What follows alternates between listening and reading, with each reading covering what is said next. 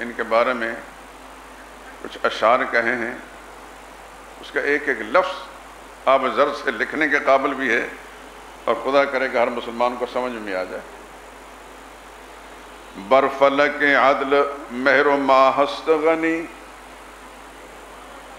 برفلک عدل مہر و ماہ ہست غنی، شاہ ہست غنی بادشاہ ہست غنی،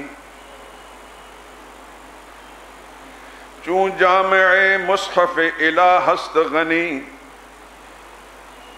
سمجھ گئے نا، یہ قرآن کریم کو صورتوں کو اور آیتوں کو جمع کرنے والا ہے۔ مصحف الہ، اللہ کا قرآن۔ چون جامع مصحف الہ ہست غنی، دین است غنی دین پناہ ہست غنی، ہم زلف علی، ہم زلف علی و خالو حسنین، حسنین کے خالو تھے، ہم زلف علی و خالو حسنین، فردوس دل و خلد نگاہ ہست غنی، صدیق و عمر بہردین سقف و عماد، سیدنا عمر سیدنا صدیق اللہ کے دین کی چھت بھی تھے اور ستون بھی تھے۔ صدیق و عمر بہردین سقف و عماد، بابست علی شہر پناہ ہست غنی۔ سیدنا علی اس عمارت کے دروازے ہیں، اور پورے شہر کی فصیل چار دیواری کون ہے؟ سیدنا عثمان۔ صدیق و عمر بہردین سقف و عماد، بابست علی شہر پناہ ہست غنی، سرداد، اس شعر کی خاطر یہ سارا میں سنا رہا ہوں۔ سرداد نداد دست در دست یہود،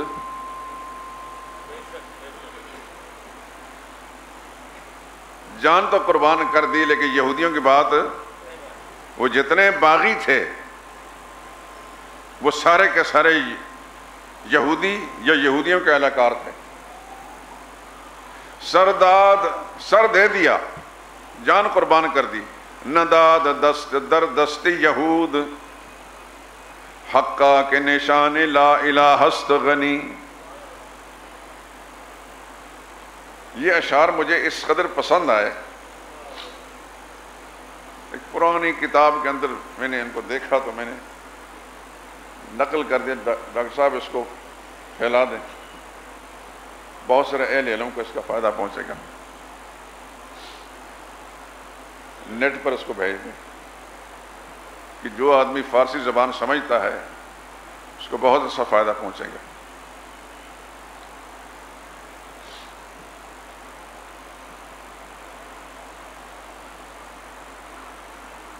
سیدنا عثمان ذی النورین، یہ وہ انسان ہیں کہ اس کا تذکرہ کرتے وقت یہ نہیں سمجھ میں آتے کہاں سے شروع کریں اور کہاں ختم کریں۔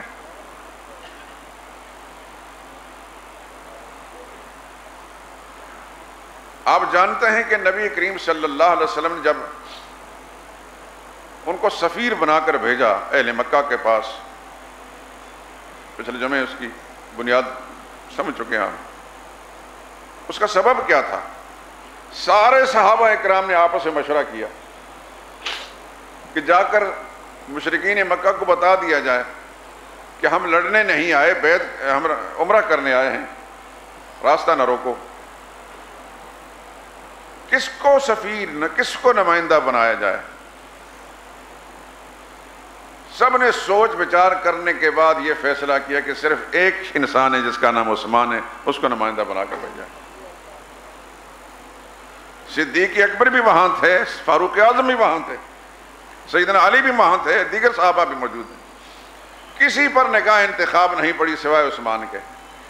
وجہ یہ ہے کہ عثمان صرف اہل ایمان اور مسلمانوں کے نزدیک معزز نہیں تھے، عثمان کے احسانات مشرکین اور کفار بھی اتنے تھے کہ سب یہ جانتے تھے کہ یہ انسان ایسا ہے، یہ جب جائے گا تو وہ جو خون کے پیاسے دشمن ہیں ان کی نگاہیں بھی جھک جائیں گی۔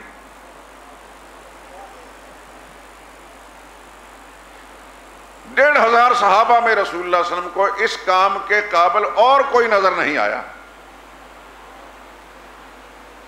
یہ نہیں کہ ان کے اندر صلاحیتیں کم تھیں، صلاحیتیں موجود تھیں، لیکن ان پر اثر انداز ہونے کے لیے کفار و مشرکین کا کہ ہاں مقبول ہونے کے لیے نہ صدیق اکبر تھے، نہ فاروق اعظم تھے، نہ علی مرتضیٰ تھے، نہ دیگر صحابہ کرام تھے. ان کے نزدیک میں معزز اور محترم اگر شخصیت تھی تو وہ عثمان ہی کی تھی رضی اللہ تعالیٰ عنہ. یہی وجہ ہے کہ جس وقت عثمان وہاں گئے، رسول اللہ کا پیغام پہنچایا، انہوں نے خیر مقدم کیا. کیوں کیا؟ یہ نہیں کہ ان کے اسلام سے وہ راضی تھے، خیر مقدم اس لیے کہ یہ وہ انسان ہیں کہ انہوں نے زمانہ جاہلیت میں بھی ہر آدمی پر احسان کیا. ان کے احسانات کے بوجھ کے نیچے سارے دبے ہوئے تھے. دشمن ہونے کے باوجود بھی نہ ان سے کوئی بدتمیزی کر سکا، نہ ان کا راستہ روک سکا.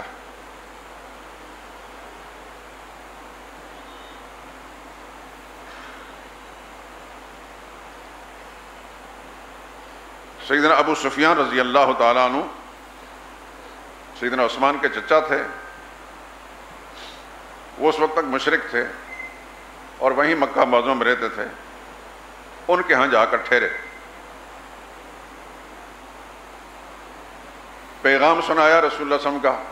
سارے مشرکین نے باہم سوچ بچار کر کے یہ جواب دیا کہ اس سال واپس جانا پڑے گا، اس سال ہم نہیں آنے دیں گے. البتہ عثمان سے کہا کہ آپ چاہیں تو آپ عمرہ کر سکتے ہیں، طواف کر سکتے ہیں.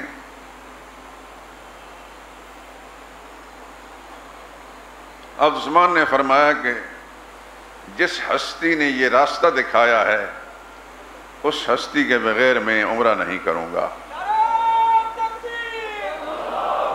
ادھر ان کی وفاداری کا یہ عالم ہے، ادھر حدیبیہ کے مقام پر صحابہ کرام آپس میں مشورہ کر رہے ہیں کہ عثمان نے عمرہ کر لیا ہوگا، طواف کر لیا ہوگا، بیت اللہ میں نمازیں پڑھ رہے ہوں گے، بڑے خوش نصیب انسان ہیں. حضور فرماتے ہیں میں نہیں مانتا اس بات کو کہ عثمان نے میرے بغیر طواف کیا ہوگا.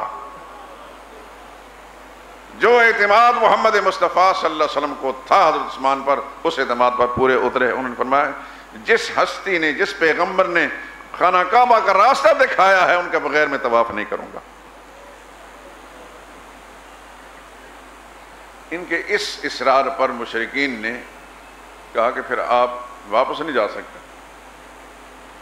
چند روز کے لیے جب روک لیا گیا، ادھر خبر مشہور ہو گئی رسول اللہ صلی اللہ علیہ وسلم کے پاس کہ عثمان کو شہید کر دیا گیا. عثمان کو، اب توجہ کے ساتھ میری باتیں سننا، کہانی سنانا مقصود نہیں، میں آپ کو کوئی علمی فائدہ دینا چاہتا ہوں. کہانی آپ نے بے شمار سنی ہے اور کتابوں میں پڑھا ہے.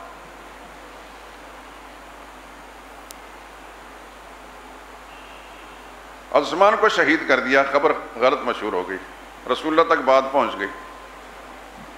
یہ آپ پچھلے جو میں سن چکے ہیں کہ حضور صلی اللہ علیہ وسلم نے یہ خبر سننے کے بعد اس خبر کو سچا سمجھ کر صحابہ کرام کو کیکر کے درخت کے نیچے جمع کر کے ان سے کہا کہ تم نے سن لیا جو میں نے سنا ہے؟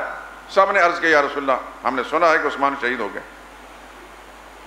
کتنا فاصلہ تھا حدیبیہ کے مقام سے مکہ معظمہ تک؟ کتنا فاصلہ تھا؟ 6 میل. میں بتا چکا ہوں یہ وہی چیک پوسٹ جو آج کل آپ جاتے ہیں حج کے لیے یا عمرہ کرنے کے لیے، جس چیک پوسٹ پر ساری گاڑیاں کھڑی ہوتی ہیں، آپ کے پاسپورٹ وہاں باقاعدہ چیک کیے جاتے ہیں. آج کل اس کو الشمیسی بڑے بڑے بورڈ سڑک پر لگے ہوئے ہیں. پرانا نام اس جگہ کو حدیبیہ تھا. 6 میل کے فاصلے پر رسول اللہ صلی اللہ علیہ وسلم صحابہ کرام سمیت رکے. خبر مشہور ہو گئی کہ عثمان شہید ہو گئے. حقیقتاً شہید نہیں ہوئے تھے. اب توجہ کریں گے تو بات سمجھ میں آئے گی. حضور نے بیعت لی. یہ بھی آپ کو پتا ہے بیعت کیوں لی؟ ساری حدیث اور تاریخ کتاب میں لکھا ہے یہ بیعت علی الموت تھی.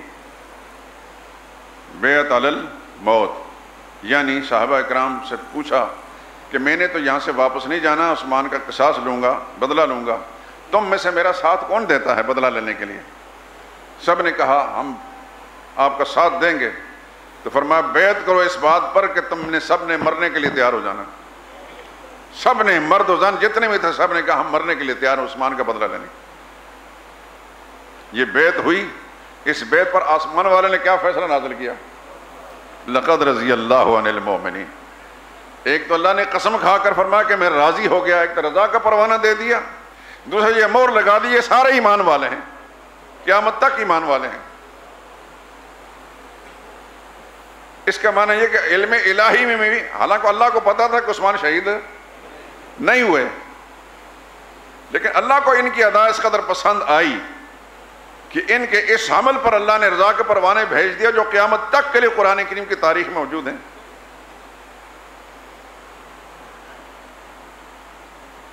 اللہ اس وقت وحی بھیج کر اپنے نبی کو آگاہ کر سکتے تھے کہ نہیں آپ یہ کام نہ کریں، عثمان زندہ ہے، لیکن اللہ نے وحی بھیج کر اس کی اطلاع دی ہے، اس کو چھوڑ کر اللہ نے اپنے رضا کے پروانے بھیج دیے۔ یہاں چند باتیں اس کی طرف توجہ مبذول کرانی۔ 6 میل کے فاصلے پر مکہ معظمہ میں، مکہ شہر کے اندر عثمان موجود ہیں۔ 2 دن گزرے، 3 دن گزرے، 4 دن گزرے، گزرے کہ نہیں گزرے؟ اب توجہ، ان 2-3 دنوں میں حضرت عثمان نے نماز فرض ادا کی ہوگی کہ نہیں کی ہوگی؟ مانتے ہیں آپ کہ نہیں مانتے؟ صرف عمرہ نہیں کیا ہوگا نا، طواف نہیں کیا ہوگا، لیکن 5 وقت فرض تو نہیں چھوڑے ہوں گے کہ چھوڑ دیے ہوں گے؟ فرض نماز جب ادا کی، اتحیات پڑھی کہ نہیں پڑھی؟ سن رہے ہیں آپ سارے؟ ہر نماز کا اتحیات پڑھی جاتی ہے۔ عبد و رسول کے بعد کیا پڑھا جاتا ہے؟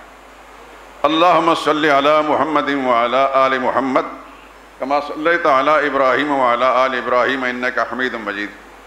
اللہم بارک علی محمد وعلی آل محمد کما بارکت علی ابراہیم وعلی آل ابراہیم انک حمید مجید۔ آپ کا، میرا اور ہر مسلمان کا یہ ایمان ہے کہ نبی کریم صلی اللہ علیہ وسلم کی ذات اقدس پر صلاۃ و سلام، درود پاک دنیا کی کسی خطے سے بھی پڑھا جائے ان کو پہنچایا جاتا ہے۔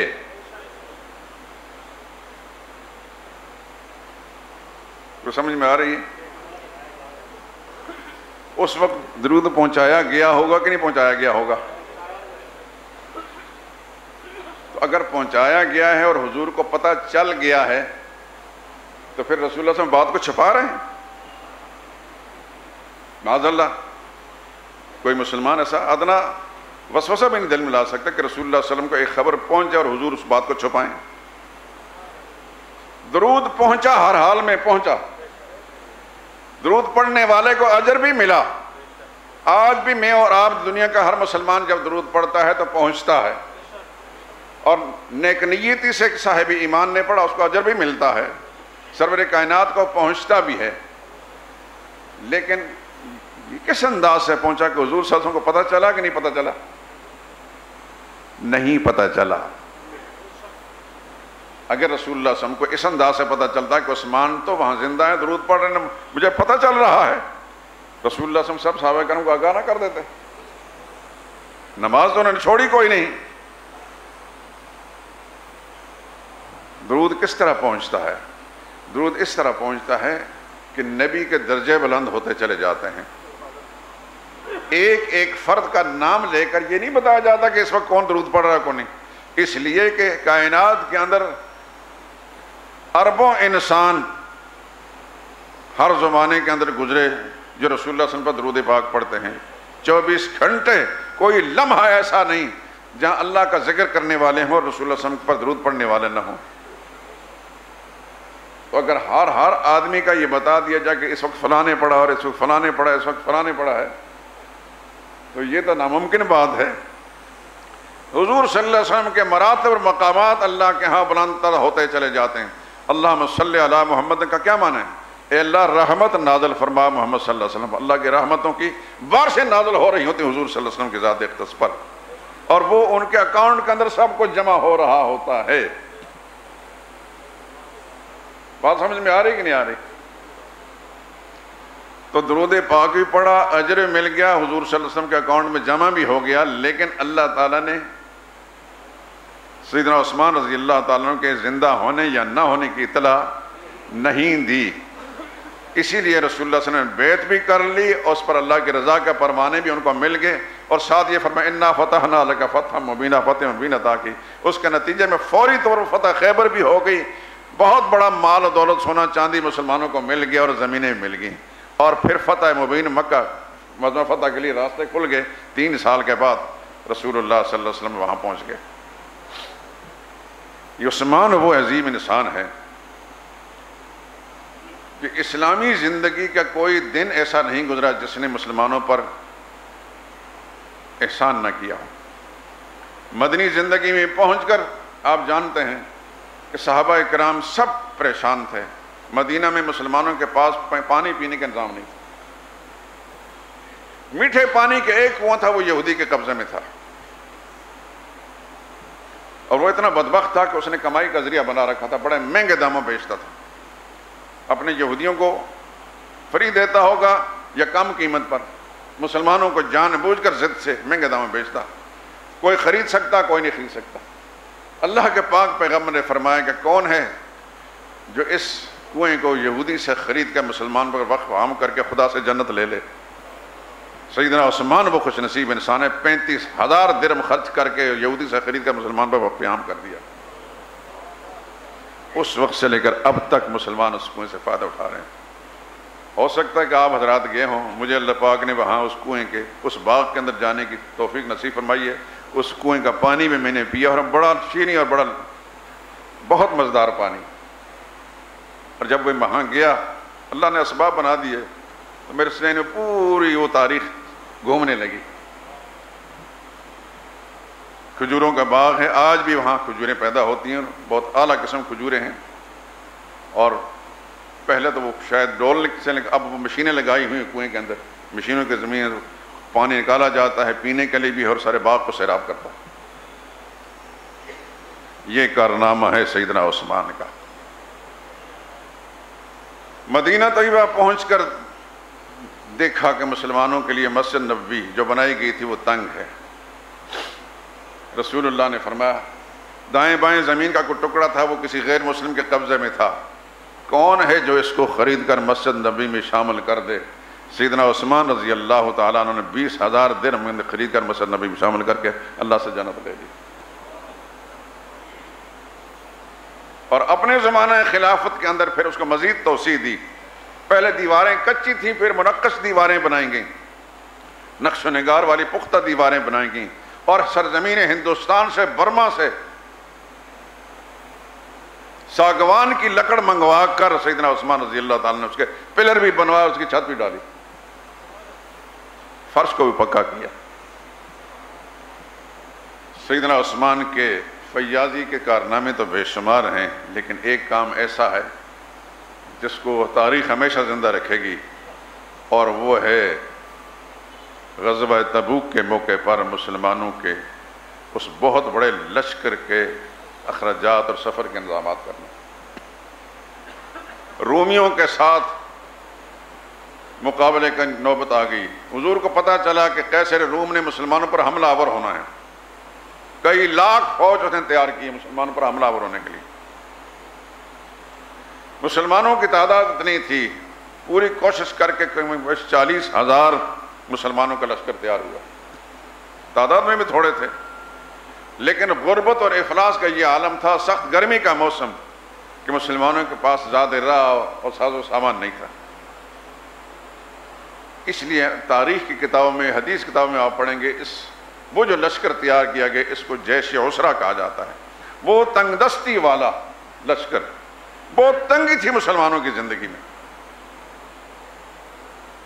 رسول اللہ نے مسجد کے اندر صحابہ کو جمع کر کے اعلان فرمایا کہ میں نے پروگرام بنایا ہے کہ قبل اس کے کہ وہ عیسائی ہم پر حملہ کریں، ہم ان کا راستہ روکیں گے۔ یہ پیغمبر صلی اللہ علیہ وسلم کی جنگی حکمت عملی تھی، صلی اللہ علیہ وسلم۔ لیکن مسلمانوں کے پاس کچھ بھی نہیں ہے، اچھا آپ حیران ہوں گے کہ لڑنے کے لیے کسی دشمن کے لیے تو باقاعدہ ٹریننگ کی ضرورت ہوتی ہے. ان کو ٹریننگ کہاں دی گئی تھی؟ کس اکیڈمی کے اندر؟ موجودہ وقت میں تو آپ یہی سوچتے ہیں. یاد رکھیے مسلمان مجاہد ہوتا ہے. مسلمان ہے تو ہر وقت مجاہد ہوتا ہے اور جذبہ جہاد سے سرشار ہوتا ہے. اس کو کسی تربیت کی اکیڈمی میں جانے کی ضرورت نہیں ہوتی.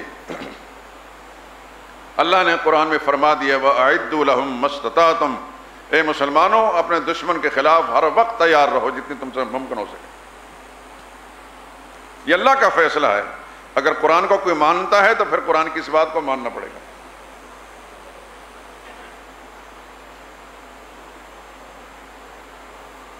ان کو کسی ٹریننگ کی ضرورت نہیں تھی. اللہ نے نبی کے صحبت کیمیا اثر سے ان کے مزاج اور دل دماغ کو ایسا بنا دیا تھا کہ وہ ہر وقت جذبہ جہاد سے سرشار رہتے تھے. البتہ ساز و سامان نہیں تھا. صدیق اکبر نے سارا مال دے دیا، فاروق اعظم نے آدھا مال دے دیا، درجہ بدرجہ ہر مسلمان نے. 40,000 کا لشکر ہے. سیدنا عثمان رضی اللہ عنہ، تفصیلات چھوڑتا ہوں میں، سیرت کتابوں کے اندر فرمایا سب سے پہلے عثمان نے فرمایا یا رسول اللہ 100 اونٹ دینے کے لیے تیار ہوں. پھر رسول اللہ نے ترغیب دی، پھر اٹھ کے کہا 100 اونٹ مزید دینے کے لیے تیار ہوں. پھر فرمایا 100 اونٹ مزید دینے کے لیے تیار ہوں. قصہ مختصر 1000 اونٹ سیدنا عثمان رضی اللہ عنہ تنہا اپنی ذات سے دیا، اور 100 گھوڑے اور 1000 دینار.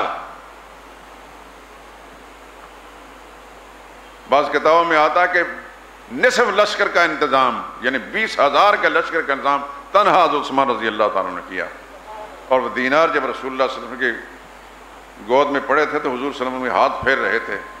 اور یہ جملہ فرمایا سیرت تاریخ کی حدیث کی سب کتابوں کے اندر موجود ہے. ما ضر علی عثمان ما عمل بعد اليوم، عثمان آج کے بعد جو مرضی کر تجھے تیرا کوئی عمل نقصان نہیں پہنچا سکتا.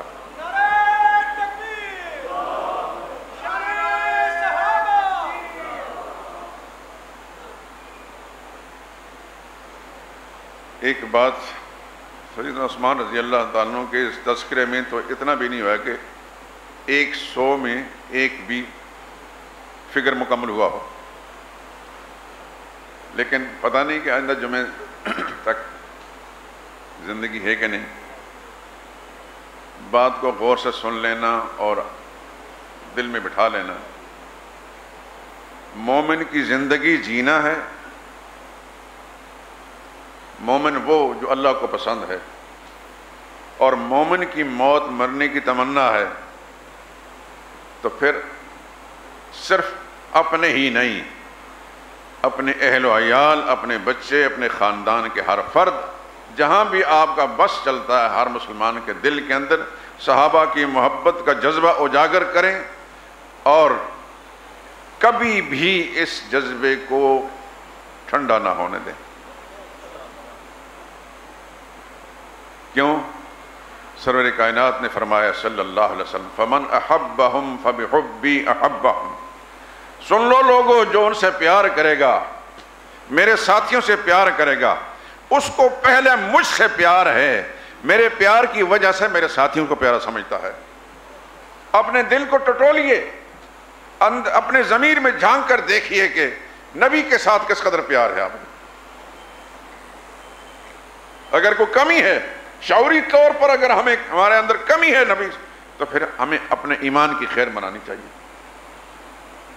اگر نبی کی محبت میں کمی ہے، اگر نبی کی ذات کو اپنی اولاد سے بہتر نہیں سمجھتے، نبی کی ذات کو اپنے ماں باپ سے بہتر نہیں سمجھتے، نبی کی ذات کو اپنے مال و جائیداد سے بہتر نہیں سمجھتے، اور نبی کی آبرو پر، آپ کے ناموس پر یہ جذبہ ہمارے دل میں نہیں، وقت پڑنے پر اپنی ساری اولاد کو قربان کر دیں گے، بیوی بچوں کو قربان کر دیں گے، اپنا مال قربان کر دیں گے، حتیٰ کہ اپنی جان بھی قربان کر دیں گے نبی کی عزت ناموس کی خاطر.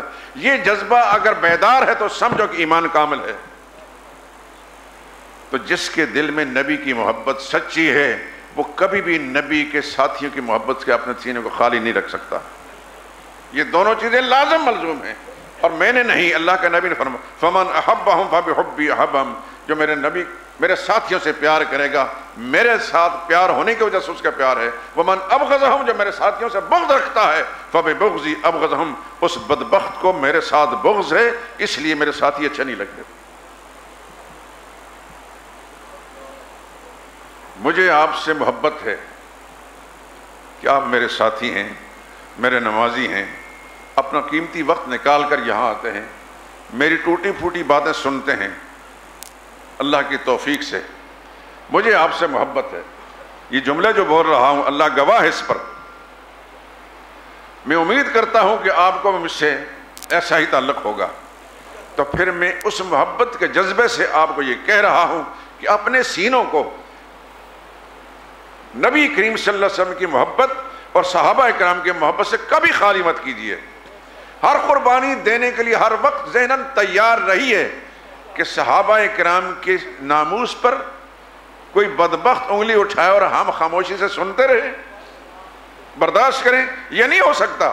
اگر اپنی ماں کو گالی دینے پر ہماری غیرت جاگ اٹھتی ہے، ہماری بیوی بچی اس کی عزت ناموس پر ہاتھ اٹھانے والے کے خلاف ہماری غیرت جاگ اٹھتی ہے، تو یہ ہماری مائیں بہنیں بیٹیاں سب نبی کے ناموس پر قربان.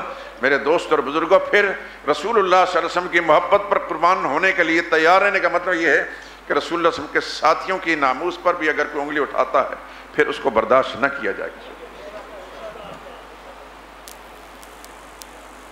زندگی اللہ نے دی ہے اور اللہ ہی واپس لے گا. صحت اللہ نے دی ہے وہی برقرار رکھتا سکتا ہے. رزق اللہ نے دیا ہے اسی کا دیا، رزق کھا رہے ہیں اسی کی زمین پر چل رہے ہیں. ایک دن اس نے واپس بلانا ہے، وہی دن ہوگا. قبر کی رات کبھی گھر میں نہیں آئے گی، نہ ہماری کوئی زندگی چھین سکتا ہے، نہ وقت سے پہلے موت آ سکتی ہے. جب تک اللہ نے زندہ رکھنا ہے زندہ رہیں گے. لیکن ایک مومن، غیرت مند مومن کی زندگی جینے کی کوشش کیجئے، اور غیرت مند مومن کی حیثیت سے مرنے کی تمنا کیجئے کہ جب بھی اللہ بلائیں تو ہمارا ایمان کامل اور غیرت مند اور نبی کے محبت کے جذبہ سرشار مومن کی حیثیت سے ہماری موت آئے. اس کا تقاضا یہ ہے کہ ہر چیز برداشت کر لیجئے، نہ نبی کی توہین برداشت کیے، نہ نبی کے ساتھی کی توہین برداشت کی.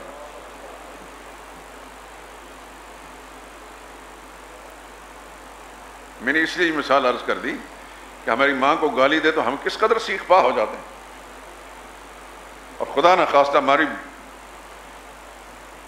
بیوی بہن بیٹی کو کچھ چھیڑے تو ہم اس کی جان لینے کے درپے ہو جاتے ہیں. ہماری غیرت اندر جاگ اٹھتی ہے. یہ سب چیزیں نبی کی ذات پر قربان.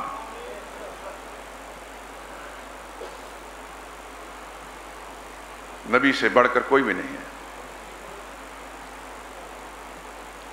صحابہ نے، اس لیے آج 1500 سال کے بعد تذکرہ کیوں ہو رہا ہے، انہیں سب کچھ قربان کیا.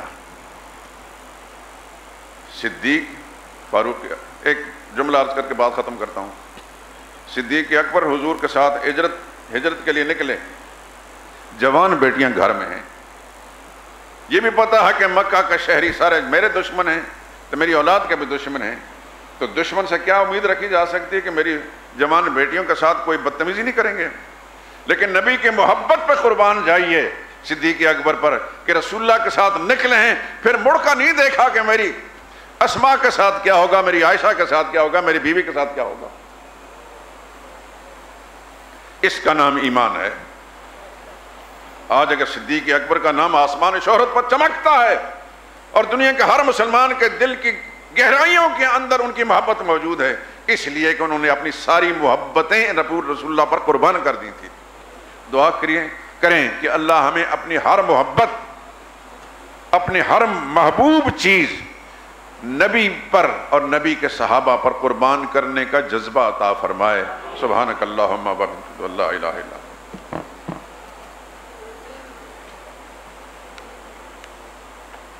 بلدیاتی الیکشن میں مختلف امیدوار ایک گروپ کی شکل میں الیکشن لڑ رہے ہیں، جن میں سے چند ایک نمازی نیک لوگ ہوتے ہیں، جبکہ گروپ کے باقی افراد کا سب کو معلوم۔ اس صورتحال میں ایک دو نیک افراد کی وجہ سے اس گروپ کو ووٹ دیا جائے۔